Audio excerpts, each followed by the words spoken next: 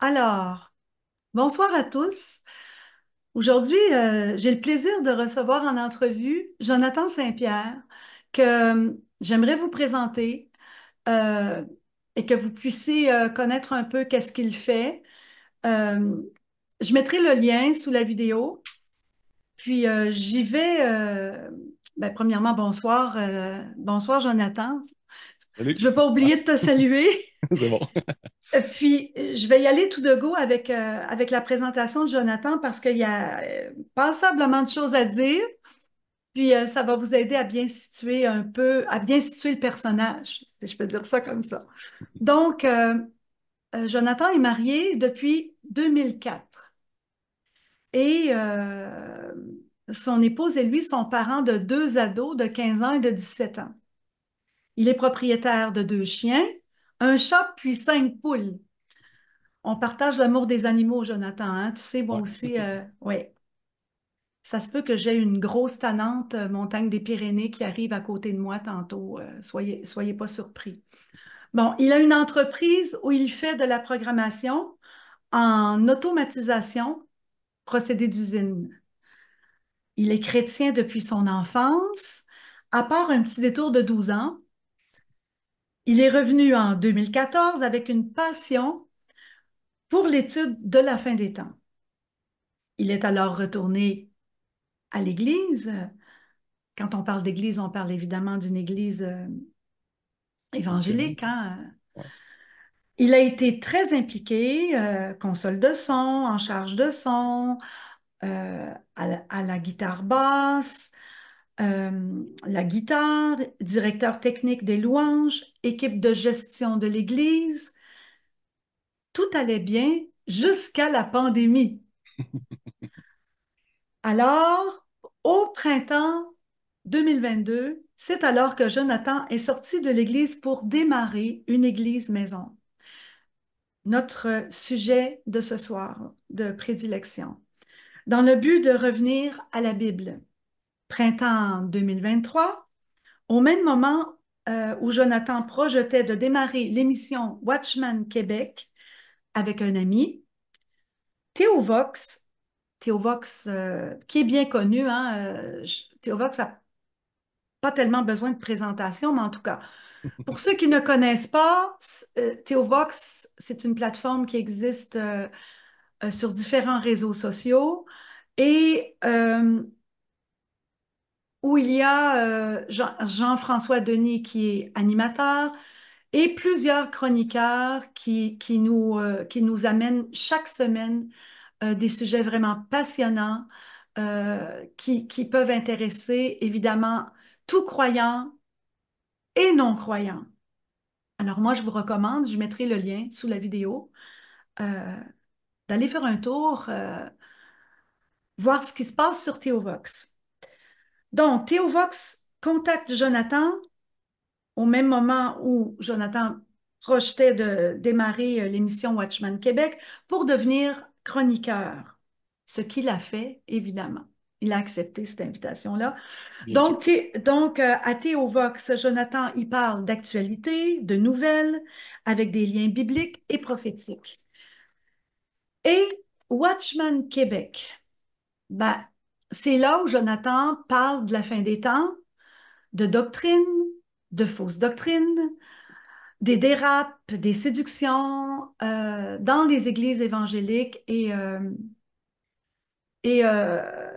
et bien d'autres, hein, parce qu'il n'est Ouais. pas limité qu'à ce que je suis en train de dire, mais je prendrais tout le temps pour continuer de décrire Jonathan. Donc, on veut parler des églises maisons.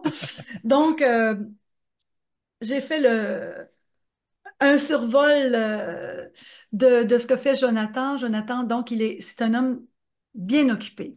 Et ce soir, moi, je lui demande de nous parler des églises maisons, ben, plus son expérience des églises maisons, puisque il a lui-même une église maison. Et je pense que ça lui fait bien plaisir de nous en parler ce soir. Alors, Jonathan, la parole est à toi. On t'écoute. Qu'est-ce que tu penses de ton expérience d'église maison? J'aime vraiment ça. C'est vraiment les circonstances qui m'ont poussé vers ça, là. J'avais déjà essayé l'expérience d'église maison. géré par une église là, quelques années auparavant, puis j'avais pas aimé ça tant que ça. Mais concours de circonstances avec la pandémie et autres, puis l'église qui décide d'imposer le passeport vaccinal et des choses comme ça m'a fait dire, OK, il y a quelque chose qui cloche, il y a quelque chose qui marche pas ici. Puis on a décidé de sortir de l'église, on a décidé de démarrer une église maison. On était moi, ma femme, mes parents, qui restent aussi dans la même ville, à Drummondville. Puis on était une dizaine environ. Fait qu'on se rencontrait toutes les semaines pour faire des études bibliques. Puis ce que j'avais vraiment à cœur, dans le fond, c'était parce que je n'étais pas aussi, disons, réveillé ou informé à l'époque, là, mais il y avait des doctrines qui, je voyais déjà que ça ne marchait pas. Puis, tu sais, je voulais pas que ça dépende, mettons, d'une personne, que ce soit le monopole d'opinion ou de la doctrine d'une personne. Fait que ce que j'avais eu comme idée, c'était on se rencontre à toutes les semaines, puis on se donne un sujet. Fait que, mettons, ça fait des années que je me pose la question sur telle affaire, tu sais, le salut, la foi, le mariage, le divorce, tu sais, n'importe quoi, là, tu sais, name Mm. it. Fait que, puis, dans le fond, ce qu'on fait, c'est que chacun dans l'Église maison, c'est pas obligatoire, là, mais chacun fait une étude dans la semaine ou écoute des prédications, en tout cas, fait ses devoirs, ouvre sa Bible. Puis le but, c'est que la semaine d'après, on se rencontre, puis on discute de ce sujet-là. Fait qu'on fait un tour de table. Puis vraiment, là, c'est de un, ça nous force à être actif et non passif. Puis ça fait aussi que chaque sujet qu'on creuse, ben, on l'a bien creusé. On apprend beaucoup quand on fouille nous-mêmes plutôt que de s'asseoir et écouter un pasteur parler. Puis aussi, ça fait que chacun amène un peu sa saveur ou une optique différente autour du même sujet, puis on se complémente. Puis ça fait aussi que si quelqu'un dérape sur une doctrine, ben là, on se ramène, puis on se challenge, puis tout ça. Fait que c'est vraiment ce qui m'avait poussé à démarrer l'Église maison, puis la façon que je voulais le faire, c'était ça. Fait que de fil en aiguille, dans le fond, ça l'a grossi. On a fait ça avec mes parents puis des amis pendant 9 mois environ à Drummondville. Et qu'on se rencontrait les samedis, on dînait ensemble puis on passait des bons moments. Puis, sauf que, tu sais, on a deux ados à la maison, fait qu'ils restaient longtemps tout seuls à la maison. Fait que, on a décidé de partir à une deuxième église maison chez nous, dans mon village où je reste, là, un petit peu en banlieue de Drummondville. Puis, dans le fond, un peu le même principe. Fait qu'on a commencé avec un autre couple. On était quatre au début. Puis après ça, pas trop longtemps après, on était cinq. Puis après ça, on a augmenté à neuf. Puis, fait que là, on a fait plein de bonnes études. C'est vraiment intéressant. Puis, quand ça fait un an exactement, là, c'est sûr, je venais de commencer Watchman Québec. Puis, beaucoup de gens me contactaient pour chercher des églises maison. En 2 semaines, on est passé de 9 à 19. Mm. Une bonne gang. Puis, dans le pic qu'on a eu, là, on était 26 là, cet hiver. Wow! Ouais. Fait qu'on a décidé de partir un deuxième groupe. Fait qu'il y a un couple qui vient à l'église maison chez nous le lundi. Ben, dans le fond, le mardi, il s'occupe du deuxième groupe chez eux. Fait que, c'est le même qu'on a départagé un peu parce que ma cour n'est pas assez grande pour toutes les autos, là. Évidemment. Ouais. Fait que, tout Oui. ça pour dire que on a des super beaux moments entre chrétiens, on a des beaux partages. Tu sais, c'est plus chaleureux que l'église traditionnelle. On est beaucoup plus actif et non passif comme une éponge, là. On prend des sujets qu'on veut creuser. Fait que, tu sais, on ne se limite pas, mettons, au lait comme certains pasteurs vont faire volontairement ou non. Fait qu'on creuse des doctrines des fois simples, des fois complexes. Puis on aime beaucoup ça. C'est pas donné à tout le monde, je dirais, l'Église maison. Mais dans notre cas, moi, j'aime vraiment ça, puis on apprend beaucoup. Est-ce que ça t'est arrivé à toi personnellement suite à vos études, de vraiment changer d'opinion sur une idée, ben, sur une conception, une compréhension bien arrêtée d'un passage biblique ou Oui, doctrinal ou tout ça? oui, Euh, oui, tu l'as oui, vécu ça oui, suite à l'éclairage que d'autres frères ou sœurs ont pu apporter dans les études. oui. Et Tu sais, comment, au début, excuse-moi, tu sais, on voulait vraiment, tu sais, revenir à la Bible puis, tu sais, être actif. Mais c'est quand même plusieurs mois plus tard, après ça, qu'on a réalisé d'autres fausses doctrines, surtout dans le milieu où j'étais. On était dans un milieu Word of Faith, parole de foi, déclaré, décrété, puis tout relié à Kenneth Hagin, Kenneth Copeland et plein de gens douteux comme ça. Fait que, puis, fait en aiguille, ma femme et moi, on creusait un peu, puis là, on se rendait compte que, OK, ouais, ça, cette doctrine-là qui nous prêchait, c'est pas biblique, ça, c'est pas biblique, ainsi de suite. Fait que dans le fond, là, il y a eu comme un peu un deuxième step dans notre processus de dire, OK, oui, on revient à la Bible, mais là, il faut vraiment enlever nos dogmes, il faut vraiment enlever nos lunettes de dénomination, puis hmm, vraiment revenir au texte. Parce que des fois, tu t'es fait enseigner une doctrine dans les petits cours préparatifs quand tu rentres dans une église, puis ils t'enseignent à croire comme eux autres. Mais dans le fond, tu lis les versets, mais c'est comme si tu te mettent des lunettes teintées, là. Mais quand tu enlèves ça, puis tu lis le texte, des fois, la doctrine change complètement, là. Est-ce que vous utilisez différentes versions lors de vos études pour pouvoir les comparer, ou tout le monde s'en tient à une version précise de la Bible? Je parle de version, évidemment, La traduction, là. de version de traduction, oui, reconnue, potable, parce en tout cas, on sait qu'il existe les textes reçus, Ouais, puis les textes critiques. ouais.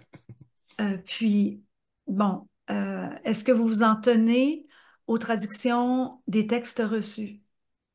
Moi, ben, tu sais, je l'impose à personne. Puis, tu sais, j'ai tout le temps, depuis longtemps, j'avais entendu des choses, mettons, sur la version Osterwald, qui était peut-être mieux, puis tout ça, mais sans faire plus de recherche que ça. J'ai toujours lu plus la Osterwald, qui fait partie des textes reçus. Toutes Hmm. mes émissions de Watchmen depuis un an, je prends tout le temps les extraits des textes reçus. Puis là, 2, 3 semaines, j'ai fait une émission de 3 heures sur les traductions bibliques. Puis là, ça venait confirmer ce que je pensais un peu, mais tu sais, fois 1000, là. Les textes critiques là, qui viennent de Westcott et North sont assez douteux, là. Le Codex Vaticanus et Sinaiticus là, qui viennent d'une bibliothèque du Vatican puis d'une poubelle, là. Fait que bref, moi je prends toujours la Osterval quand je fais des études sérieuses. Mais tu sais, j'impose à personne dans mon groupe de lire telle ou telle version de Bible. Tu sais, je sais qu'il y en a qui aiment beaucoup la version avec les commentaires de John MacArthur.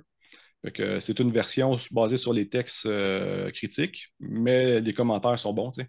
Fait que ça rejoint souvent ce qu'on croit, souvent ce qu'on analyse nous autres aussi, là, peu importe la version de Bible qu'on a pris. Fait que, tu sais, je l'impose pas, mais en tout cas, moi, naturellement, je l'apprends depuis longtemps, là, la Osterwald et tous les textes reçus.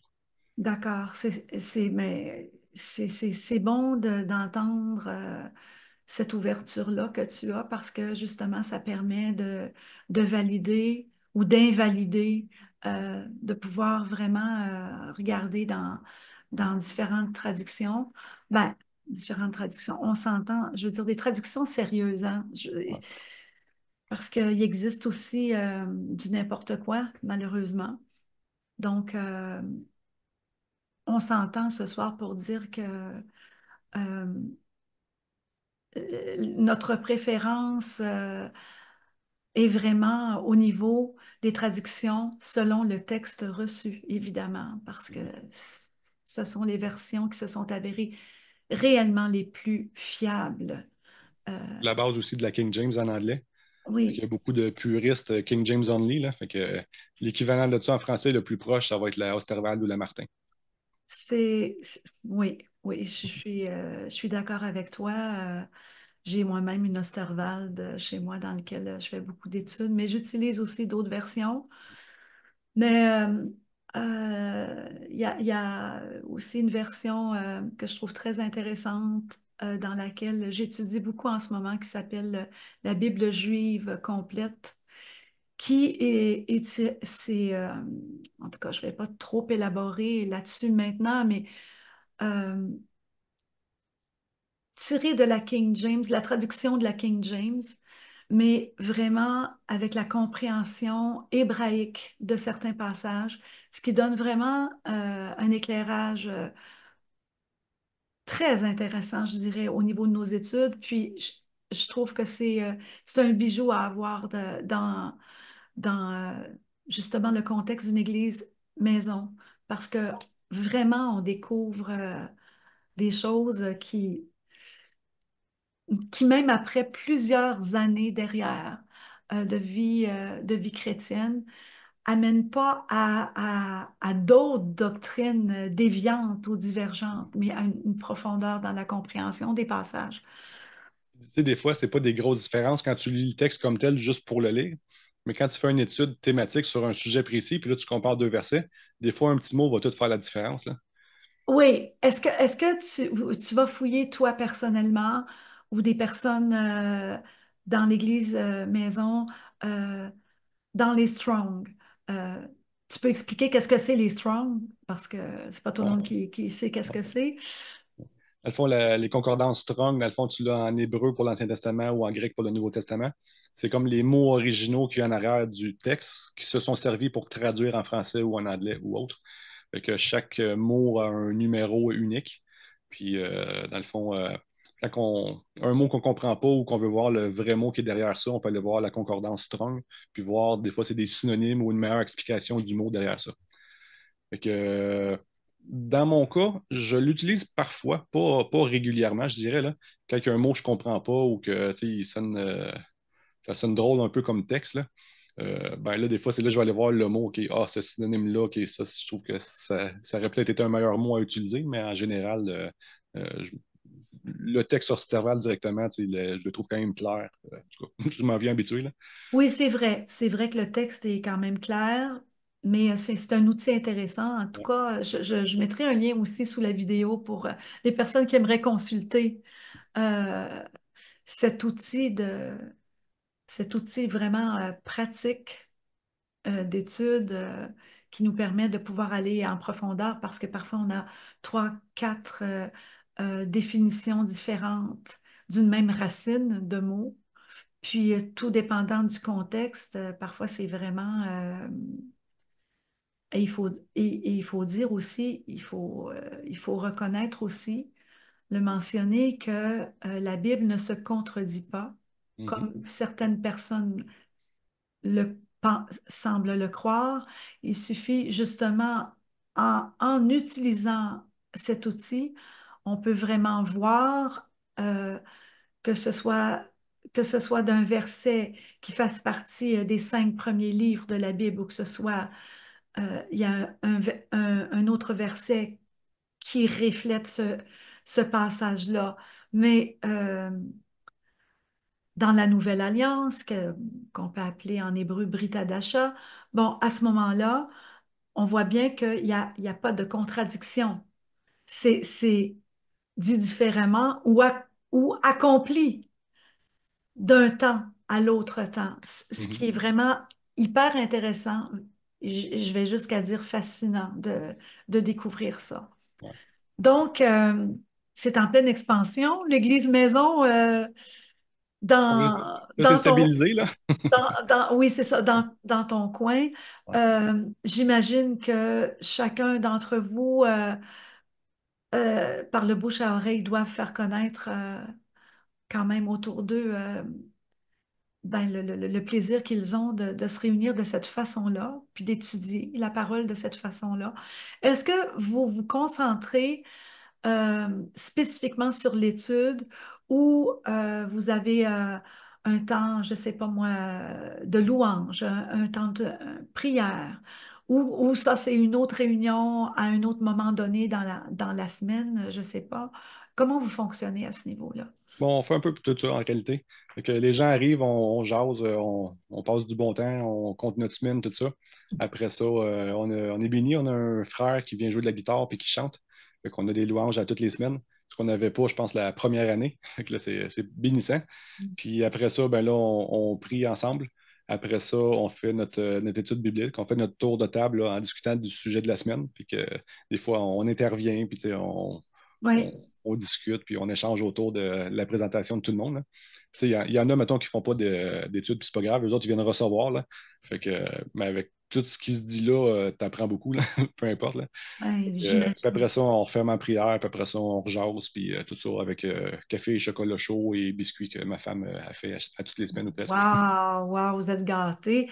Écoute, euh, combien de temps à peu près ça dure vos réunions? J'imagine que vous ne pouvez pas mettre un temps précis, c'est pas possible, hein? C'est de couper peut-être ça dans le feu des discussions puis des Ouais. questions, mais en moyenne, qu'est-ce que Ben, c'est à peu près la durée normale d'une d'une réunion d'église-maison?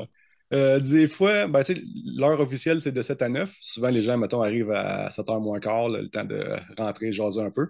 Euh, des fois, je me rappelle pas la dernière fois que c'est arrivé, vers 9h30, tout le monde était parti. C'est déjà arrivé dans les pires cas, là, quand on était 26 dans le garage de l'autre couple.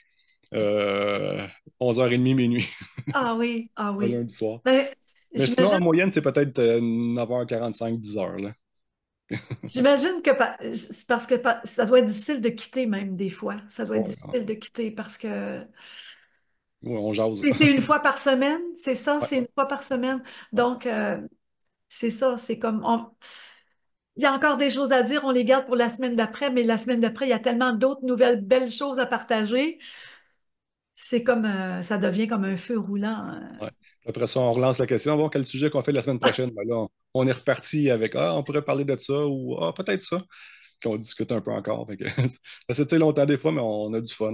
Une belle Comment gang. justement, comment vous réussissez à départir quel va être le thème s'il y a plusieurs suggestions, vous fonctionnez comment? C'est au Ben, nombre? ben, tu Il y sais, en a. ma femme ou moi, ben, tu sais, ouais, c'est sûr, s'il y a une majorité qui penche d'un côté, on va y aller avec la majorité. Si, mettons, il y a juste deux idées puis que c'est comme ça, ben, on va essayer d'y aller avec le plus intéressant ou puis après ça, on va peut-être essayer la semaine d'après faire l'autre, là.